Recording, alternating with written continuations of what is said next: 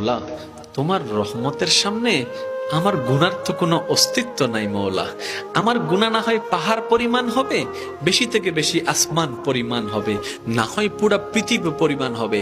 তোমার রহমত তো অগণিত, তোমার রহমত তো অসীম, তোমার রহমত তো আনলিমিটেড। এবার রব্বে করিম বলে, তাহলে ঘাবড়াস কেন, তাহলে মন ছোট করস কেন? আরে গুনাহ করেছো তো করেছো, কি হয়েছে? একবার তো তওবার মাধ্যমে আমি রবের দরবারে ফিরে আই। মৌলা, ফিরে আসতে পারবো তো? দরজা কি খোলা আছে? রব্বে করিম বলে, মরণের আগ পর্যন্ত, কিয়ামতের আগ পর্যন্ত, সূর্য পশ্চিম আকাশে ওঠার আগ পর্যন্ত দরজা খোলা আছে, দরজা খোলা আছে, দরজা খোলা আছে।